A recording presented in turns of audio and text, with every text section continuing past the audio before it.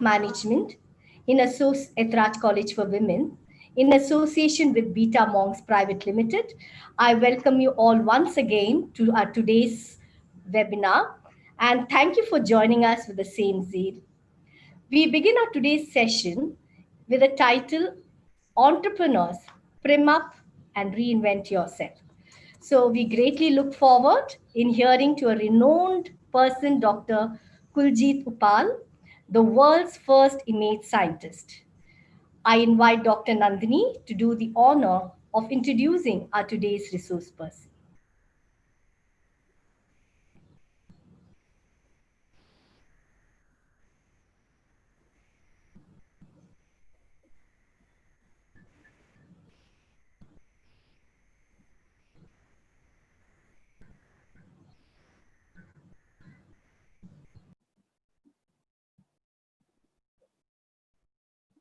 Nandini ma'am, you're on mute.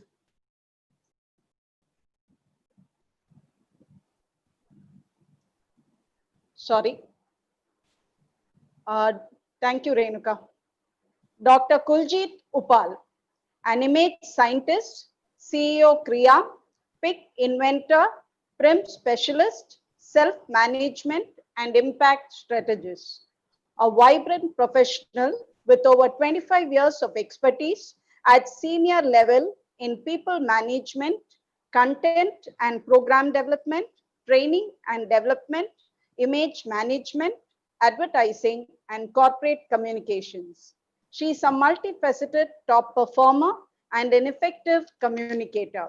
She has a PhD in image management, 3 master's degrees in diverse areas, and several other contrasting certifications to her credit.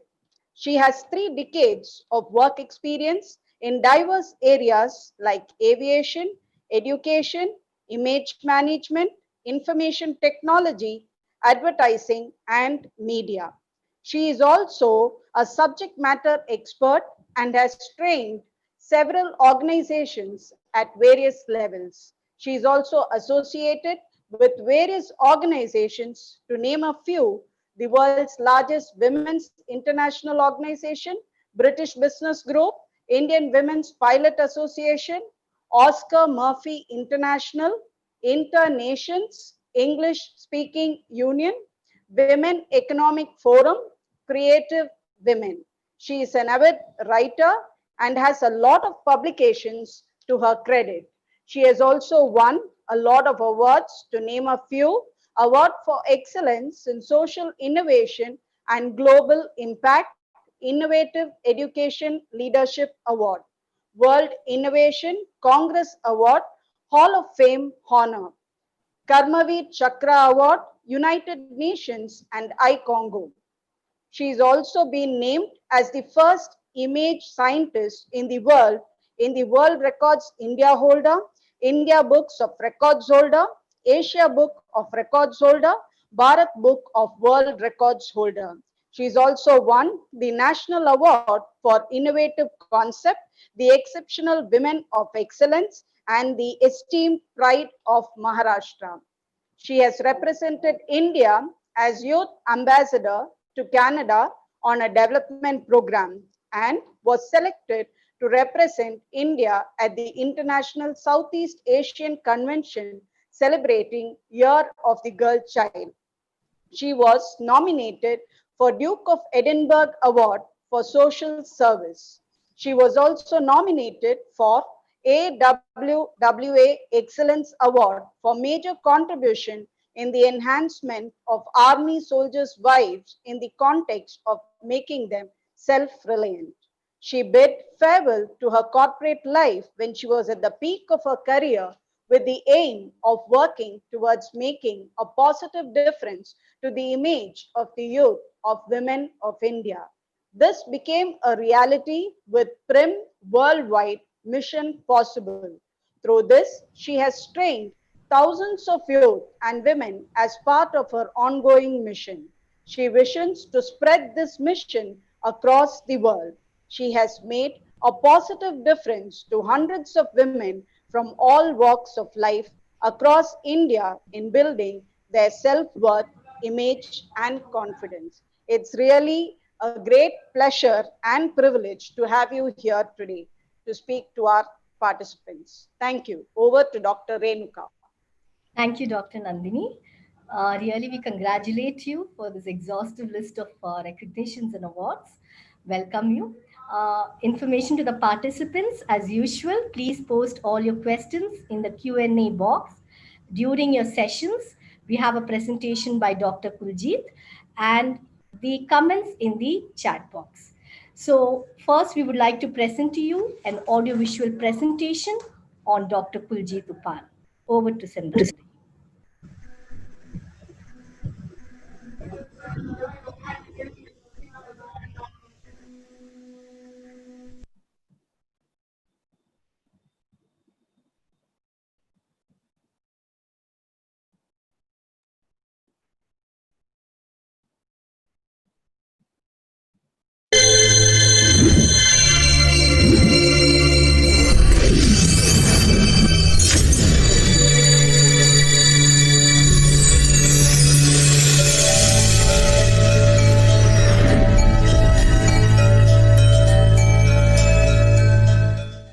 Dr. KUILJEIT Uppal, image scientist and CEO for KREA, receives the Hall of Fame Award.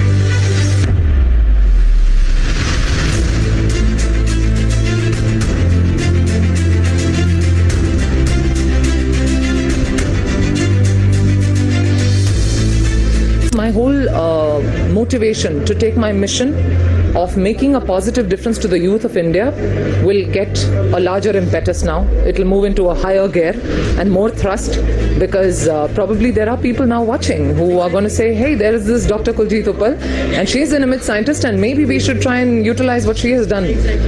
So I would love to be able to reach out to every child in the country and be able to let that child feel good about herself or himself and feel so empowered to be able to make that difference for herself in life. Any special message for the women out here?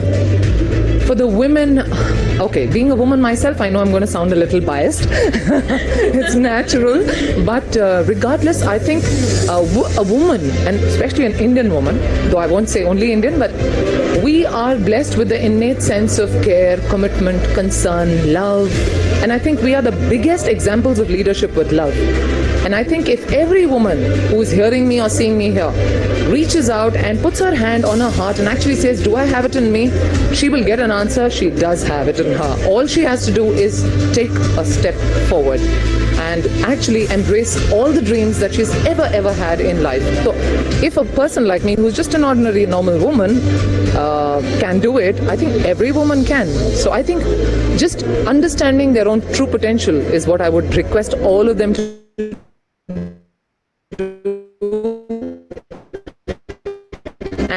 And actually do something about it.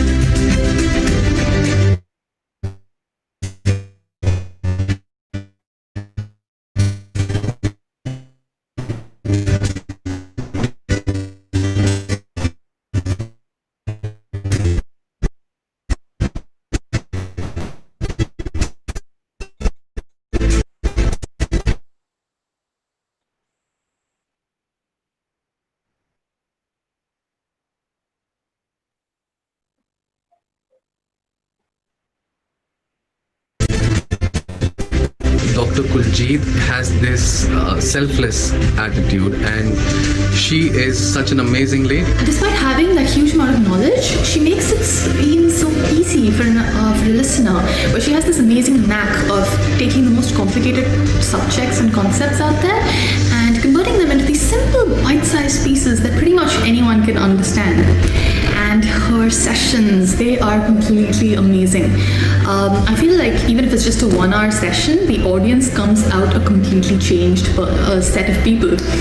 I personally felt so charged after her session, where I was ready to take on the world and face new challenges and beat them and make myself better and be the better version of myself, in fact. And she is so supportive in that journey, where she's always there with you every step of the way. When you try to get better and better and better, she's there for you through all of it, and she's going to make that journey possible. She's amazing.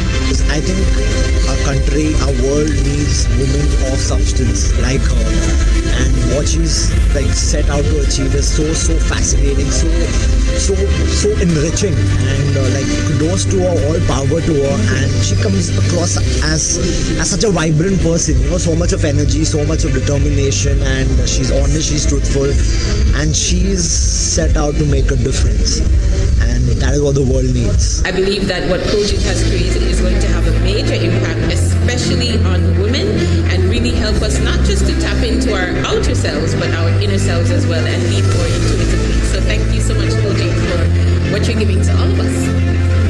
I love that Dr. KUILJEIT has developed this PIQ app, because the more we can find out about ourselves, the more we can learn, the more we can make the changes that have the biggest impact, the little differences that make the big difference. The PIQ of Dr. KUILJEIT is just an amazing invention and tool. It's just something that corporates can use alike as much as entrepreneurs and speakers, by the way. You know, it just really is a powerful combination of everything you want to know about yourself.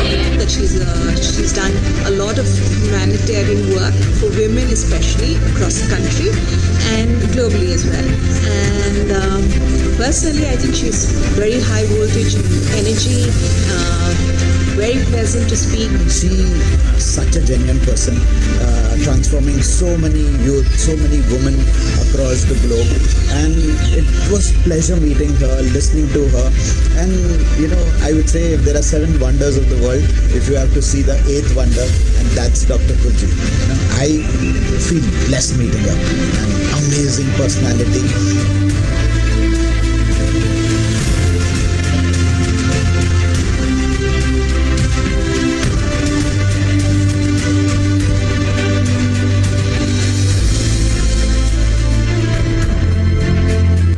Dream of a world, a global society that is empowered and enriched, and where the image of individuals is so potent that it articulates stability, authenticity, consistency, and sustainability.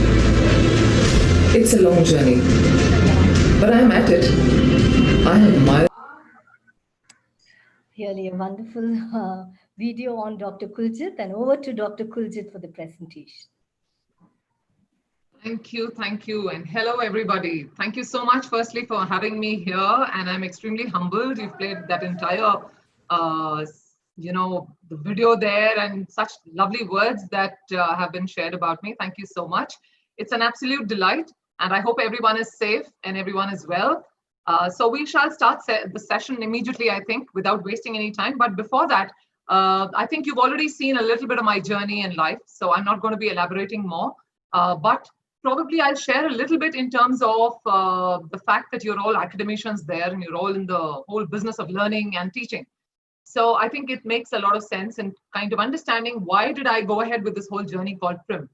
Now, as I think Nandini shared about me, I have done a few things, yes, and I'm a polymath. I've been declared as a genius polymath, supposedly, because I've delved into multiple areas, from being a pilot to moving into advertising, into media, and then into education and IT and all of that. So, and of course, today I'm heavily into research and again, an academician like all of you. So it's been a journey, which is beautiful in its own way. But at the end of the day, I think there are some things that you kind of add to yourself But I think for the fact that we as academicians are extremely strong and catalysts, in fact, in our movement, in our journey towards making sure the younger crop of the country is enabled and is empowered with knowledge, I think it becomes very important to understand a few things, and maybe it will give you a takeaway. Because I remember as a child, there was one single bug which has continued to be as part of my life, and that is curiosity. And I think that bug called curiosity was a very beautiful, healthy bug. I keep it very close to my heart because all that I have achieved is only because I've been curious to learn. I've always wanted to delve into more things. Every time I hear a new term, I'm like, my bulb is suddenly up and I'm like, what was that? Let me go and, kind of engage with what is that new thing? I don't know about it. And that's what has kept me going. So when people ask me, how did you manage to do so much? I think it's just that bug that has just kept me going. Now, the reason I mention that is also because as faculty and as academicians, we are gardeners in that garden called, knowledge. And those little flowers that we see around us are those, people of the future, the young students of the future. And I think it's very important to encourage them to keep their curious angle to them, because only when you're curious, you'll become a thinker. So I'm a very strong propagator for, never going into rote learning and, going by a very cliched way of saying, okay, just mug it up and, go ahead. Because I think the little that I have learned in life is that when you put whatever knowledge you've gained theoretically, you put it into action. That's when it actually determines how much you've actually understood out of that theory. So I think it's very important. And I'm glad that all that curiosity and, probably I also challenge the status quo often because of always wanting to say, no, fine. The book says that, but let me try it out and let me actually experience that. So I think experiential learning, which is now the order of the day, is also very important. And I think all of what I have achieved has been this, mix of all of these things of curiosity, that will and the desire to keep on learning, being an avid learner, being an avid reader of sorts, and of course, for the fact that you have an environment that you build for yourself, which just takes you forward in your growth. And I think for the fact that most of you engage with wannabe entrepreneurs, I think it's very important that we engage with them on that spirit that you need to be a thinker. We've got enough people who give gyan and we've got enough people who mug up. So I think the time has come that India calls for people who are thinkers now, who will take the reins in their hands and take the mission ahead. And I think you guys, all of you, are catalysts there. So my urge at the very start is firstly to just please try and develop more thinkers around. I think we really are running short on that. For many of you who may have seen the FICCI report 2013 in the summit that happened, they envisaged and believed that by the year 2030, India will be one of the youngest nations in the world. And out of the 140 million graduates in the world, 1 out of 4 such graduates would be a product of the Indian higher education system. So that makes our role even more, pertinent and even more important, because I think today as academicians, seriously, we are in one of the most important professions, because we are going to take that whole, journey of India forward in a certain direction. So I think it's a great time to, and I appreciate all of you are in a great place in one way, because you're actually going to be creating more entrepreneurs as you move along in whatever you disseminate in terms of knowledge. So it's a great journey and it's a great start. I think it's a new beginning in one way that we can actually look forward to delivering so much and so much. So coming to my journey in terms of PhD, now in those 30 years roughly that I had of corporate life in all of these 5-6 industries that I mentioned, I realized that there was this one common denominator that pretty much was applicable to not just freshers who had joined the industry, but also people who were like 6, 7, 8 years in work experience, or even more sometimes. And that common denominator was the lack of presentation skills, the lack of communication, the lack of confidence in being able to bring out what you already know in a convenient and as well as a very confident manner across the table, and million such things. Now, while it kept nudging me, I think they reached a stage when I said, okay, I've got this calling, I need to do something about it. And I think for the fact that I've always had a scientific bent of mind, also being a pilot, probably more of the physics and maths element, I think I've been very scientifically driven always in my life. I realized that I will not go the way of a copy paste, which is the most easy thing today for most people to do, to just go to Google and copy and paste and create some curriculum and give it across. So I said, no, I'm not going to do that. If I have come up and this is bothering me, I need to nudge that little curiosity one more time and say, let me go the scientific way. And that's what got me into my PhD so late in life. And there I was doing my research. And as I went along, I realized that this area had never, ever been looked at academically. So this was a new thing completely. And as luck would have it, I was at ground zero starting. So I went into the in-depth of psychology, sociology, anthropology, semiotics, design, aesthetics, mathematics, statistics, and what have you. Anything and everything, and started right from the scratch and created the entire science of PRIM, which is the acronym for Persona and Image Management. And that's what I've created. And I'm very happy that I did, of course. But I never knew that I'd be the first one. It just happened organically. I'm very happy that an Indian has managed to do something really nice for the country. And I've, sort of created that little stamp globally that, okay, fine, it's an Indian who's got the subject on. So I'm happy that I was able to contribute there. But regardless, now that the subject is done, it threw light on a lot of gaps that emerged out of the study. That there is a huge, huge lacuna right here on the various elements of PRIM. And I'm going to keep using the word PRIM because that is the acronym, as I said. So I will, of course, share as we move along what exactly is PRIM and what are the nuances of it. But that was my journey in terms of the PhD. And then I moved along and did a few more things. I'll probably take a few slides across and share that with you so that you all have the benefit of understanding that journey a little more. So I shall just share my presentation, which just has a few slides, like I said. Okay, so this is today. All right, so here, this came along, the PIQ. You've heard of IQ and EQ, I'm sure most of you, intelligence quotient and emotional quotient. So I created the world's first ever PIQ, which is persona and image quotient, which of course has been mathematically tested, and it's a whole statistical tool today, which is a great way. It's a great way to enable yourself to understand where do you stand as of today. Where do you stand on the various elements of persona and image? So it's also a reckoner of sorts. It'll take you in your journey forward because you'll know now where are the areas where you need some improvement, and you can, kind of work on that. So that's something that I have worked on, and I'm very happy I've done that for the world now because there are people doing that. Another thing which I want to share, because I think this timing is fantastic, and I'm so happy that Santamarai actually, brought me in, because I'm ready to launch my first ever book in the subject coming in this very, very prestigious month of August, which is our Independence Month, right? So I'm bringing out my very first book in this subject. And I would really urge you all to pick up a copy, not just to educate yourselves, but to help out the younger crop that you train, because there'll be a lot of things that probably they will be able to benefit from. I mean, if they pick up a copy, that's great, but I'm just wanting you to know. Another thing that I want to share with all of you, because I know that in a short session, like just a 1 hour session, obviously it's not enough. We wouldn't have even been like at the tip of the iceberg probably, but it's good if you can keep in touch, and you can always feel free to reach out to me on any of the courses. I've built online courses now with regard to PRIM as such, which is a holistic thing, and impact boosters, which are just short one-time kind of courses, which will talk about various topics, just really short, but very, very impactful and powerful.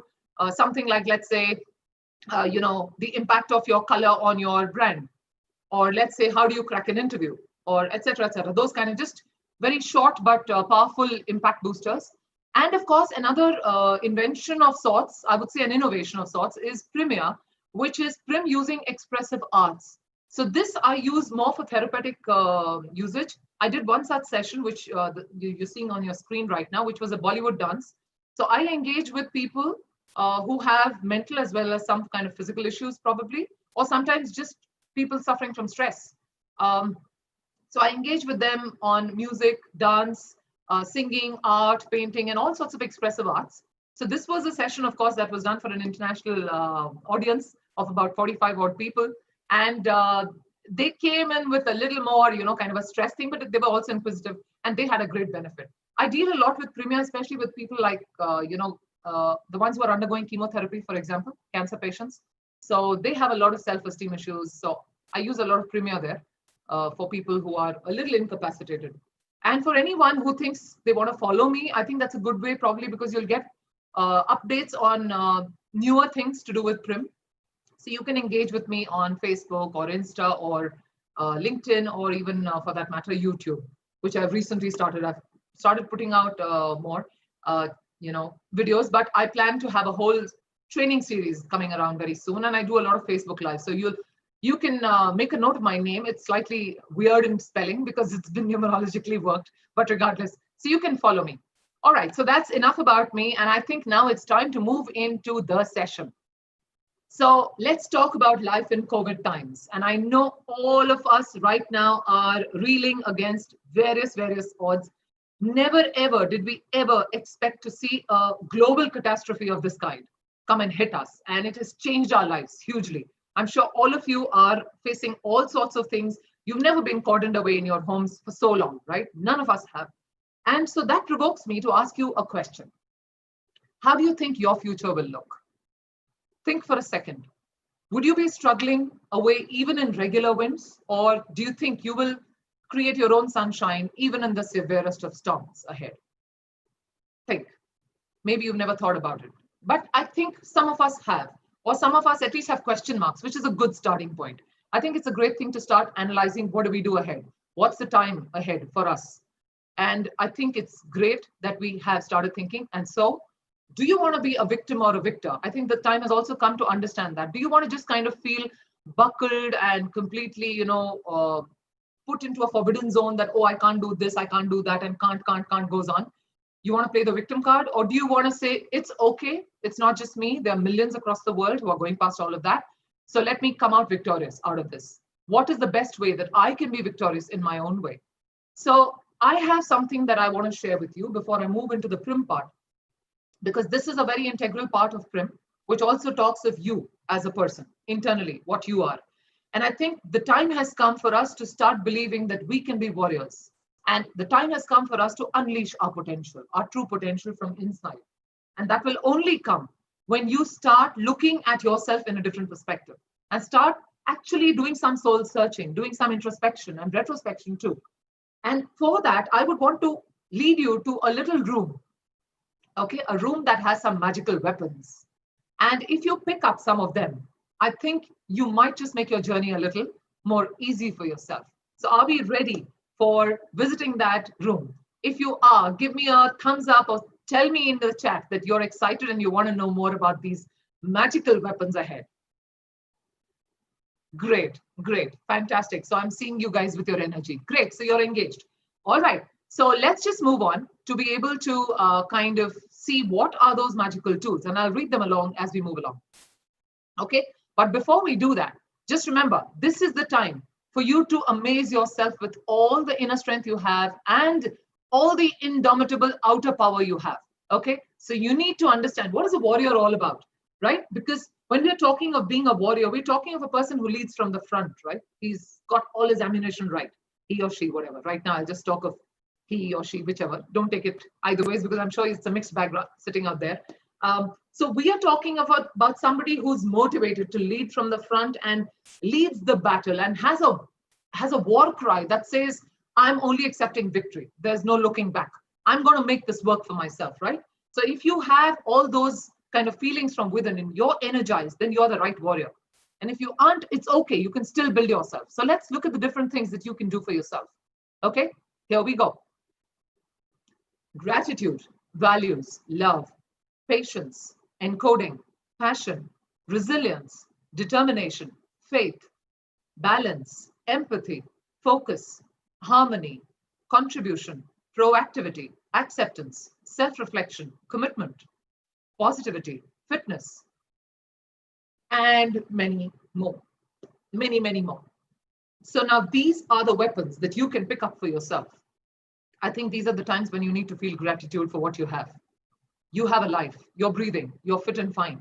So I think first thing is just having a lot of gratitude for the situation right now. I think it's also taught us patience. If anything else, I think the COVID times have taught us a lot of art of survival, various things, the art of patience, the resilience. And I think that's great because this is the fundamental truth of us as human beings. And I think we've lost it in the rat race for years that we've kept going. And I think somewhere down, we've kind of become a little more slow-paced, which is good.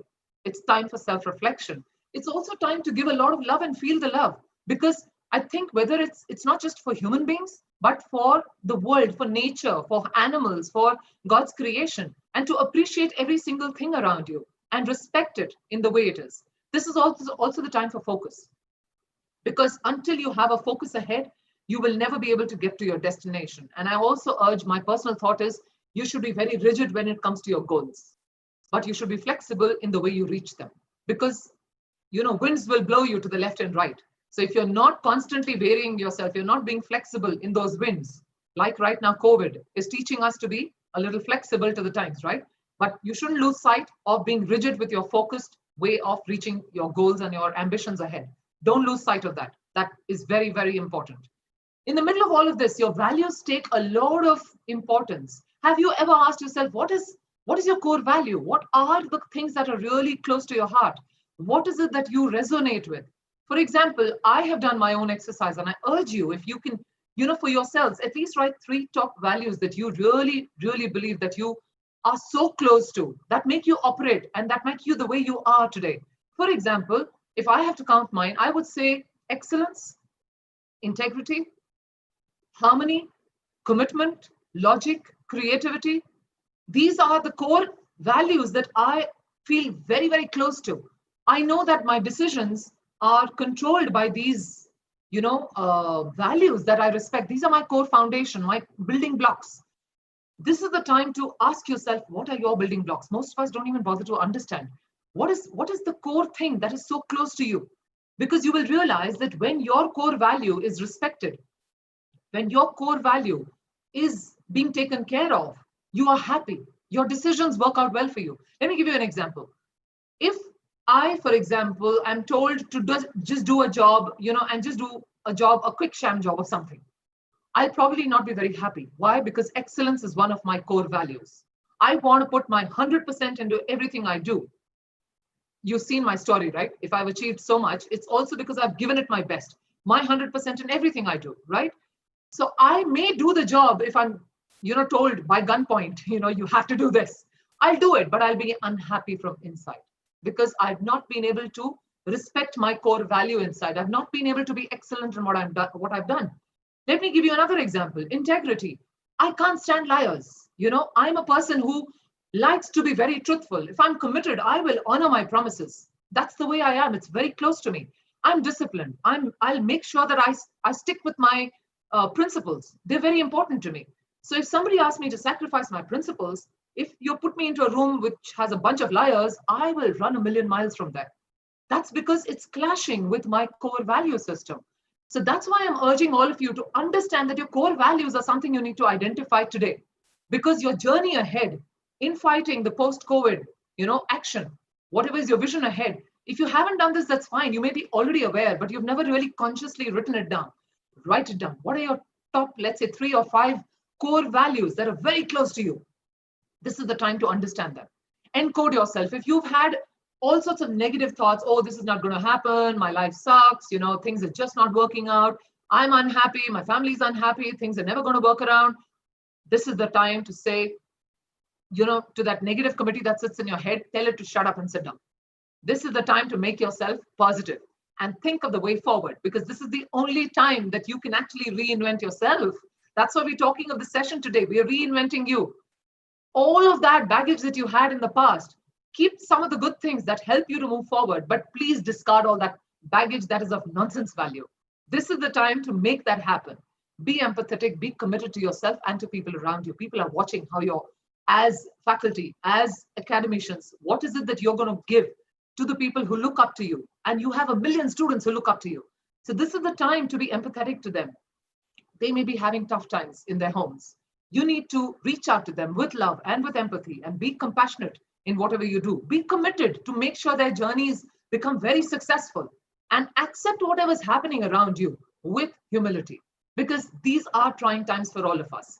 But that doesn't mean we can't be determined. We have to be determined in whatever we do, right? And we have to take a step forward, be proactive in whatever you do, and try and keep your sense of logic and creativity together. Harmonize yourself.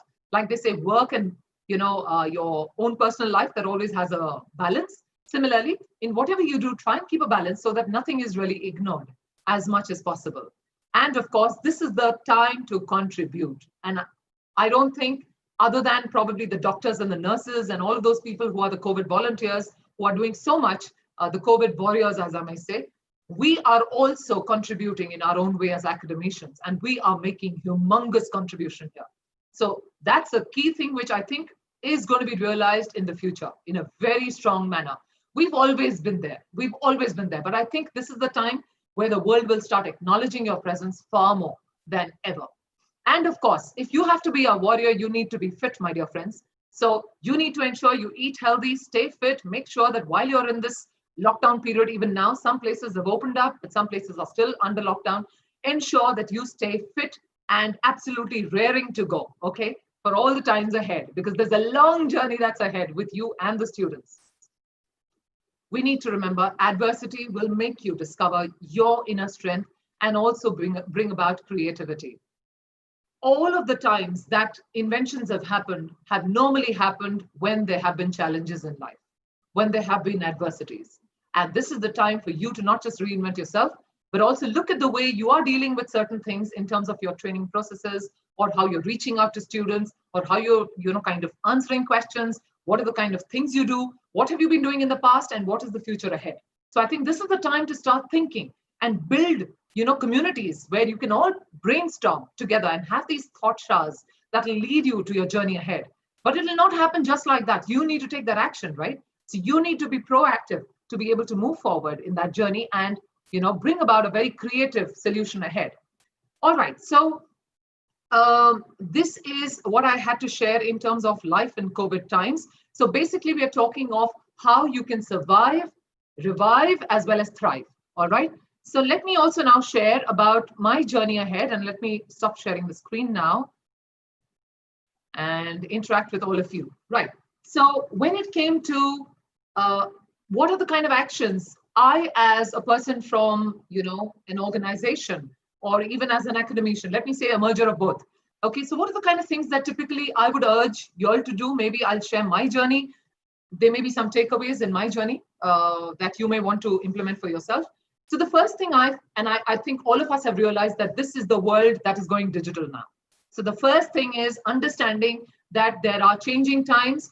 I, for one, was always of the belief, and I completely am happy to stand corrected today, that I was always of the belief that as a faculty and as an academician, the impact that I would make being there in person can't be matched up on any parameter. So I would always, run away from the digital aspect, saying, no, I don't think this will really work. I don't think this will.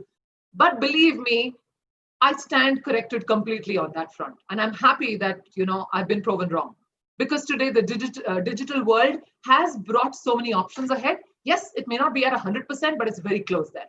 And I think it's time for us to start accepting. So that's the first thing I did, wherein I accepted and I told my clients and all of my team that, okay, guys, it's time to reinvent. This is the time. And in fact, I have to also share this. My family, I'm not talking of my personal family. I call my team, I don't say team so much, I call them my work family. Because in COVID times, these are people I've held on to because they're my family. You don't let go of people in your family, do you? When times are hard. Same way, I've not let go of my work family either, because I think they are my family and they help me in one part of my work, of my life, right? My entire work is taken care of by them. So I was very clear that I had to be showing the faith from the front as a leader, as their boss, supposedly, as the head of the family, and give them the faith that I care for them and I have the faith that they will stick around. And as a family, whenever we put into situations, don't we just kind of come together and we brainstorm and say, okay, fine, it's a tough time. What do we do now? So we brainstorm. So similarly, we kind of brainstormed and said, okay, how do we deal with our revenue? How do we deal with this crisis right now? So we just said, okay, let's get into this thing of imagining that this is a lean period going on, and business always happens in ups and downs, right? We all know that. So this is a lean period that's going on. And so we will take cuts in our own way. What is the best thing we can do? So I said, okay, I'm not going with any salary. I'm going completely on a zero. Let me just share whatever is going to happen with you guys. And even there, within the pyramid structure, let's try and take care of the ones who are at the base of the pyramid versus the ones who are sitting on the top, because I think we are a little better off than the others. So things like that in common discussion. So for the fact that I was always a walkabout kind of a CEO, now I'm a digital walkabout CEO. So the first thing I did was, create this WhatsApp group. every employee is on that WhatsApp group. So it's a great way to engage, because now it's not only talking to your, hierarchy really, because normally that's been the norm, right? A CEO typically talks to the vice presidents and so on and so forth. But now you have a WhatsApp group from the lowest possible part of the base of the pyramid. You have an interaction coming straight up there. So now this person feels empowered that I can speak to the head of the family right there. And I thought this was a very constructive, good way of operating, because there is so much transparency. There is no dilution of data. There's no dilution or corruption of data of any kind. So this WhatsApp group just turned out to be so constructive for me. So we've been communicating like that, and it's great because sometimes you never know. People surprise you from any echelon. So it's not necessary always your top guys will come up with great ideas. Sometimes an absolute fresher comes up with one fantastic idea, which is just a seller completely. So it's been great. And we've also devised that we will take micro steps, which means one day at a time. For the fact that we see numbers increasing in the COVID times, one day at a time, we see suddenly, we like every time we've had lockdowns and we say, okay, fine, we're going to get out of the lockdown and move on. We realize that those things have not happened, right? So every time we are in the constructive phase of reinventing over and over again. So to keep up the morale and spirit is very, very important. And all of you as entrepreneurs or academicians, whichever be it, have to understand that that's very important. Cultivating patience and resilience, I think, has already been taken care of. All of us are already doing it. Great time to relook at the way you function. What are the kind of things that you can build? Time to innovate, time to get out new products, and build new structures to enhance your productivity and revenue. And of course, e-learning is the way ahead. Get onto online courses. Today we have multiple things, and I know that even Beta Monks is doing a fabulous job going forward. We have all sorts of platforms today, where you can engage people. And when I'm saying people, I mean even students. It's not only you who are teaching them, right? The world is teaching them through the digital space. And it's great because we want them to learn as much as possible. So I think it's also a great way for us to kind of, as academicians, keep ourselves posted and abreast with what's happening so that we can kind of, move forward and be in line with the students. We shouldn't feel like, we are from a different generation. You need to be very, very updated on what's happening around. The way forward, well, PRIM is imperative, and I'm going to take ahead PRIM in the next 15 minutes when we get into Q&A, but I'll give you a little bit of, synopsis to what PRIM is all about before we move in. But the way forward is basically PRIM for sure. Technical knowledge, I know all of you are doing a fabulous job. The education system, everybody's putting in their heart and soul into it. But I think going ahead, for the fact that I've researched and I shared that there were a lot of lacuna, and industry badly wants people who are tackled with their PRIM to be pushed across so that they become, directly engageable the moment they come in day one onwards, and there's no bench time really. So we same way want entrepreneurs to be ready to take on their tasks from day one. And who knows this better than an entrepreneur in the making, that he is the front face of his product. His product follows him. So if he doesn't have his persona and his image sorted, the product is already a lost case because he's not been able to even communicate his product correctly. He's not been able to impress upon the prospective client. He's not been able to create the impact.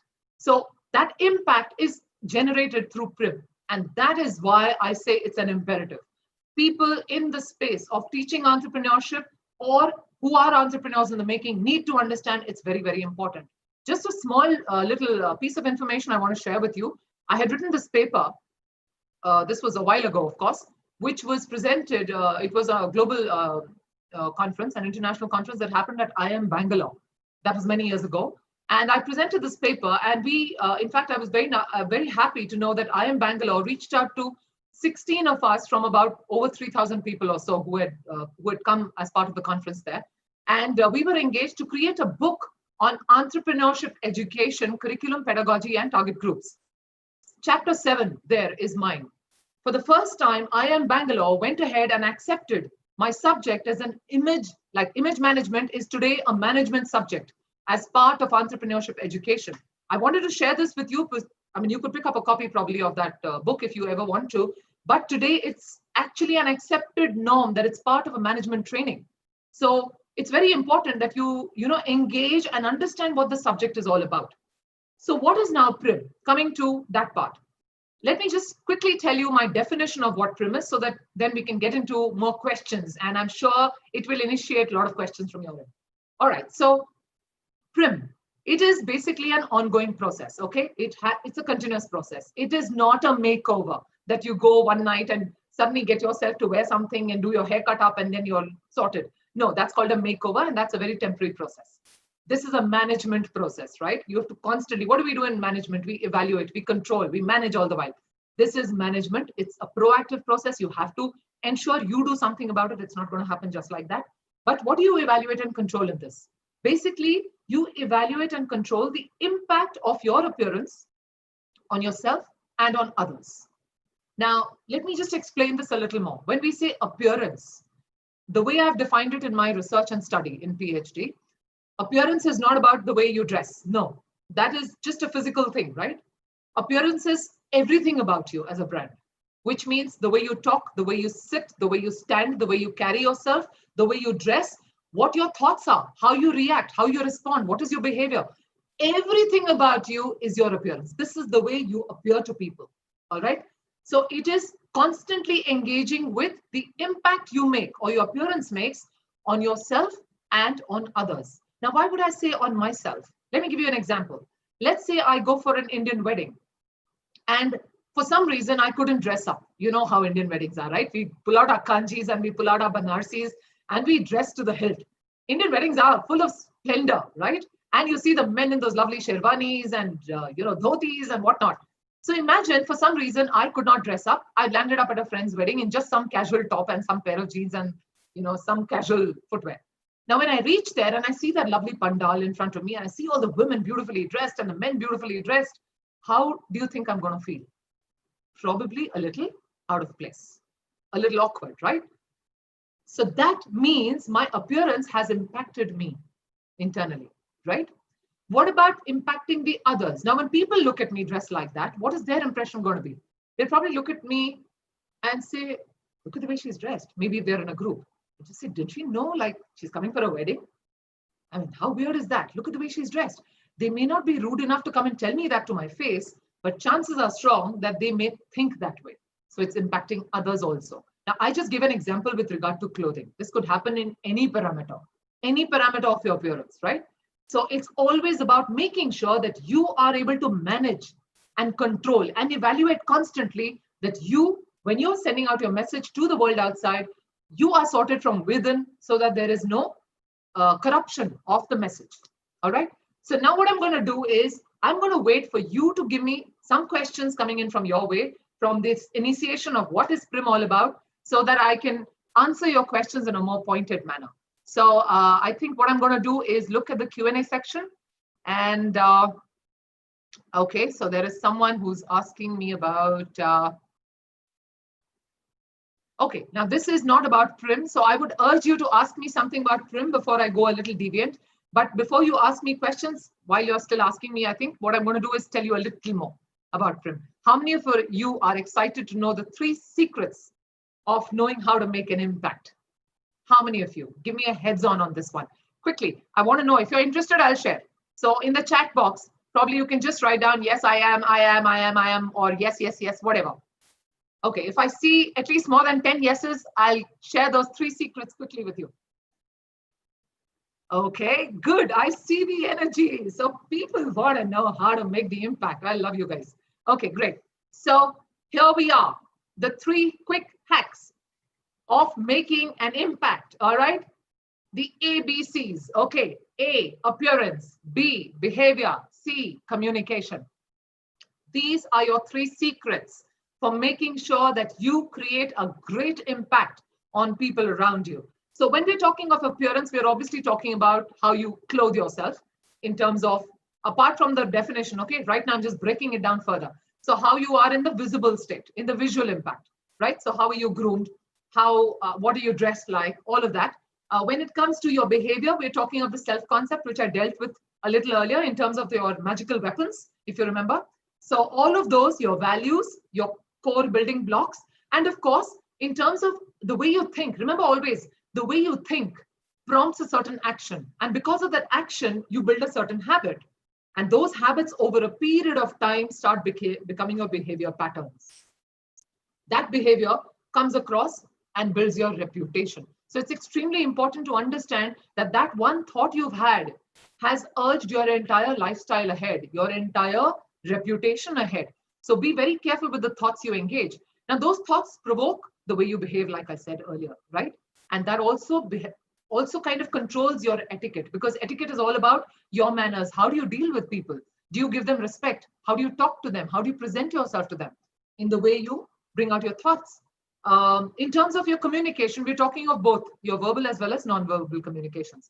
And it's very important because today it is a world where there is a common language that is being used, okay? Unfortunately or ironically or fortunately, whatever you may call it, but the fact is, more than often you'll end up speaking in English. And somewhere down, I think the youngsters have to understand that. It's great to have knowledge of your local dialects, because I think that is what Indianness is all about, and I love it. But at the end of the day, when we are looking at the global platform, you need to speak in a language which is easily understood by the others.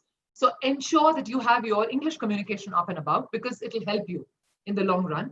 And this is a lesson for all the students whom you're going to teach, because at the end of the day, it's very important for them to understand that it's very, very important. So, okay, somebody's asked me, Sangeeta asked me, is success your goal or success comes on the way of your hard work? I completely believe that success for me is a journey, and what you achieve in small milestones are probably part of your successes. Success can mean a million things to a million people, right? For somebody, it's peace. For somebody, it is money. For somebody, it's fame. For me, it's an ongoing journey. I've always believed that I never lose. I always win. I either learn or I'm winning, right? So I'm not losing. So my success journey is all about that. And that's why it's a journey. It's not just a one-time, that, okay, I'm there. My milestone is a micro success of sorts, if that helps in understanding.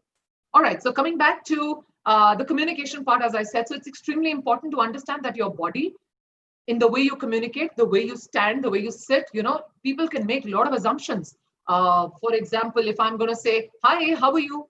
And, you reply and say, I'm okay. Do you really look okay when you say that? No, you don't. The eyes are extremely vibrant. They catch signals, right? So your body is not showing that, you're okay, and nor does your voice. The tonality of your voice doesn't show that. So there are a million things on the 6 elements of PRIM, and I'll quickly count them up for you. When we are talking of these, what I just split them down into the ABCs, the 3 secrets, I actually gave away my 6 elements of PRIM. So those for you who want to make a note quickly. So we're talking of your self-concept, which is the core beginning, your inside value system. Then it comes to the outside, of course, in the way you behave. So your etiquette and the way you deal with people. You will say something. So your verbal communication. You will use your body in a certain way. So body language comes in play. And of course, your second skin is your clothing. So clothing is a very important part also of the way you create an impact on people. All of these put together will create an amalgamation of what you believe about yourself, what you plan to, demonstrate to people in the way you project your image, and also what people or the perceiver believe about you. So this amalgamation together will create your impact, will create your PRIM. And always remember, my dear friends, you never get a second chance to create your best impression, right? Your first impression. So you have to make sure that it always is taken care of. Renuka, how long does it take to imbibe a good behavior in ourselves? Well, I don't think there is a parameter that you can set, because in fact, if you take your PIQ, which is what I spoke of, the tool, you have to first evaluate where you are. Only then can you determine your destination point, right? For somebody, the journey is a shorter one. For somebody, it's a little longer, because it depends how much is the baggage you're carrying around for yourself. So you need to ensure that all that behavior pattern is well resolved. But I would say, largely speaking, within about 3 months, you can pretty much get sorted out on almost all the 6 parameters of PRIM. Any other questions? So let me go to the question and answer. Okay, don't you think for an academician, subject knowledge gives more confidence than a language skill? Oh, yes. Okay, now, firstly, please understand, it's not one versus the other. How are you going to communicate subject knowledge if you don't have a good language skill, right? I have come across some, and I'm training a lot of academicians, by the way. So I know from people from Vernac background, for example, in Maharashtra, the state where I'm currently living, where people have reached out to me saying that, ma'am, I'm in a college where English is the medium of communication. And I personally come from a Vernac background. And I realized that I am not able to share what I want to with those students. And for the fact that it is a English medium over there, I need to speak in English. So it could impact you there, right? I don't think you should put one versus the other, because both are equally important. You need to know your subject matter. It's extremely important. And you need to be able to communicate that too. And that's where your language comes in play. I hope I've answered your question. Okay. Any more questions? I'm looking for some more questions. Thank you for all of you who are sharing. Yes, I think I had somebody. There's a question which has moved into the answered section, KUILJEIT. It is from Priya, and she wants to know, I'm assumed traditional based on my appearance, but I reflect modernity by spirit. So do I need to go for a makeover? Okay, you're telling me, can you repeat that louder? If you don't mind, repeat it one more time. I was trying to hear you out. Can you be a little louder, Santa Maria? Yeah, I'm assumed traditional based on my appearance, but I reflect modernity by spirit. So do I need to go for a makeover? Not at all. Not at all. Okay, let me clarify. That's why I don't like using that word makeover. As I explained, that's a very temporary thing. Okay, so let me go. I'm a very true Gandhian in my spirit. Okay, and I've read probably all of Gandhi's works. And I think Gandhiji very clearly said, you know, whatever you wear, look at him, what was he clad in? Okay, but I believe that what you wear with dignity. As long as you have dignity with you, you can wear the simplest of cottons, simplest of khadis, and have a fabulous image.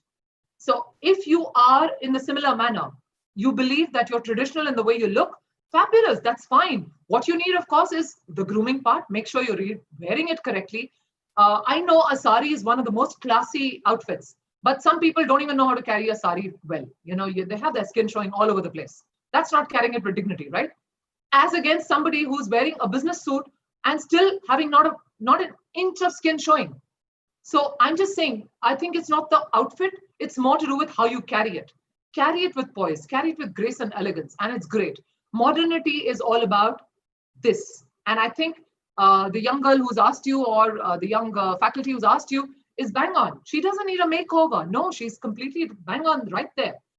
You can wear whatever you want, and you don't need an image makeover, for heaven's sake. But yes, you ask yourself on the other parameters other than clothing, if you have something else that you think you need to revamp and you need to work on, please do that. Any other question? Any other question? I'm not able to see any more over here. Okay. From Revati. Yeah. How to present myself confidently when I'm doing a presentation? Ah, darling, who is this now? Revati, my dear, this is like a session of 2 hours in its own way. But let me tell you something. Confidence is your style. For me, I don't go by fashion, for example. My style quotient comes from my confidence. And I think when you know what you're talking about from your knowledge, and you are carrying yourself with dignity, you're pretty much there.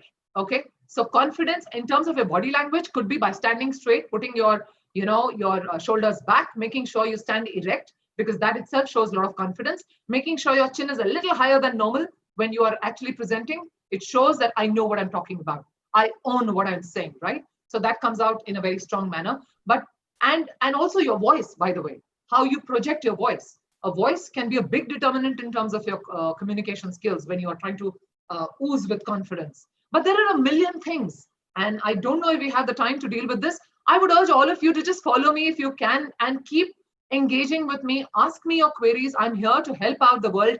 Like I think the lady Nandini shared, I'm on this mission to make a difference to the persona and image of people across the globe. That's the whole mission. And of course, like I said earlier also, if possible, pick up the book. It's releasing in August. You will get a whole set of hacks out there. I've shared a lot of things out there, which will be of advantage to each one of you. So I think that's all I can say for the moment. But if there's a quick question, probably a last question, I can take it quickly before we say goodbye. Anyone with any other question? Do we have any other question? Yes, let me just take a look. Tip to look approachable to students. Okay. Now this is a tip. And I'm presuming most of the ladies and men are Indians, right, in the universities, at least the ones I'm talking to. And I think most of them must be wearing saris or salwar kameezes or chudidars, right? Correct me if I'm wrong. I'm presuming that. Okay, so an easy way to connect with students is firstly, go minimalistic with the way you dress, okay? Do not have too much happening on your outfit. So we don't want bangles moving around all over the place and all those fancy bindis and jhumkas, and go minimalistic. That's very distracting. And secondly, you want to connect like a sort of a mother or a father, because that's what our whole heritage is all about. Students have to look up to you as parents in a way, right?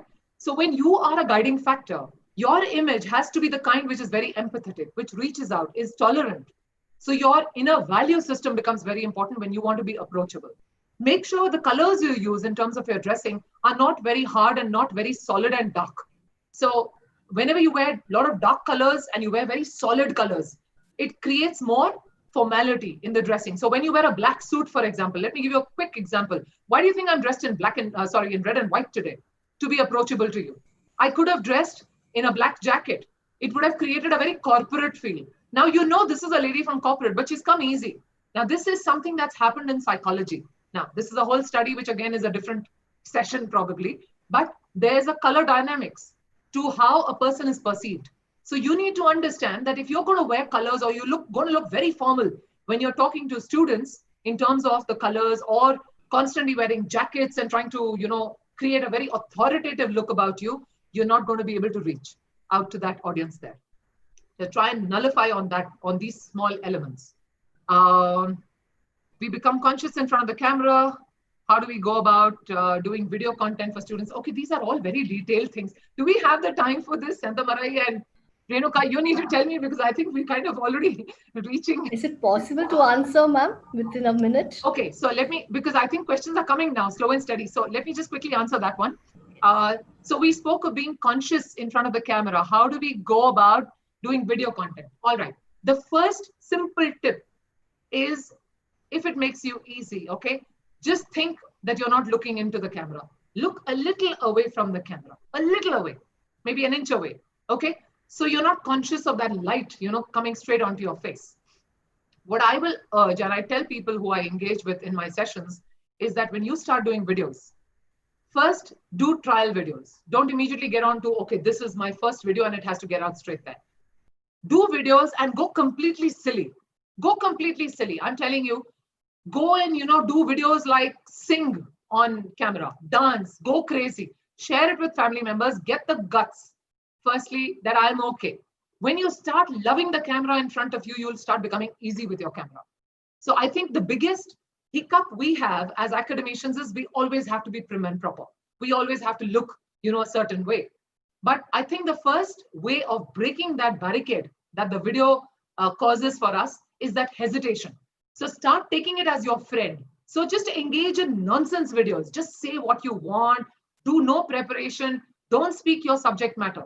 Say, maybe you can teach, like the other day I did a session on how you can fill water in your inverter. And I actually did that video and it went viral. I mean, you won't believe it. Here's the world's first image scientist, and she's teaching women especially how to first create distilled water in your house. And I was boiling the water and I was demonstrating it. And then I went and showed it in my battery, how you can actually put it. And I'm telling them, how it works. And so that's like, it's got nothing to do with you, but you're just getting comfortable with the camera. So that's the first and most important hack. Second thing is, don't be conscious, because I think you're telling yourself, now I have to do this because this is going in a permanent mode. I'm being captured permanently by somebody. So what? You're good. So you need to have faith in yourself and what you deliver. And even if you go wrong, so what? Look at the way I'm talking to you right now. I'm just talking like I'm having a conversation. That's what you need to do when you are in a video with your students. You don't have to sound like, okay, I'm doing a classroom session. In fact, it will make you more approachable. It's okay. You remember, you're only human. You also make mistakes. And let your students see if you make a mistake or you falter. It's okay. You're human. What you can do is crack a joke on yourself and say, oh, okay, I just made this mistake. Chuck it. It's fine. Let me just carry on. They will love you. They will love you. I think most of us just want to always be like, we always have to be right. Please, you're not God. You're only human. So it's okay. Just go easy on yourself. I'm telling you because I train people like I'm training like 20,000, 30,000 people every month. And I falter a million times and I'm perfectly fine with my imperfections. I think you all need to do that too.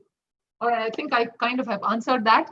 And I have had a blast with all of you. I hope I've given you some takeaways. I know the time is short, but in whatever time we had, I hope that you've been able to reinvent yourself. And please ensure that you are on your journey for making sure that you have PRIM your way, which was persona and image management. Start your journey today. Believe me, you will have a changed you. And I think you truly deserve it. Thank you very much. Thank you very much, Dr. KUILJEIT. Today you made us sit back and self-analyze ourselves and understand our core values and appearance. So really thank you for the good takeaway for all the academicians today. My pleasure. I call and invite my dear colleague, Mrs. Anupama, to extend our gratitude to the resource person and update us on our tomorrow's session. Thank you, Renuka ma'am. Good evening. It gives me immense pleasure to thank on the behalf of the Department of Bank Management for the Faculty Development Program, the Unlock Down, in association with Beta Monks Technology Factory Private Limited on the topic Entrepreneurs, PRIM Up, Reinvent Yourself. The session was very encouraging one and provided an opportunity to look into oneself, to reinvent one's own capabilities to flourish as a successful person in their life. I thank Dr. KUILJEIT UPPAAL for such a wonderful presentation. With this, let me conclude the session and see you all tomorrow at 4 p.m. for the Day 5 session by Preeta S. Priyadarshini Naidu, Chief Executive of Rich Monda Technology, a successful woman entrepreneur. So let us look forward for an enlightening session tomorrow. Thank you all. Thank you very much. Thank you. Thank you so much. Stay blessed. Thank you. Bye.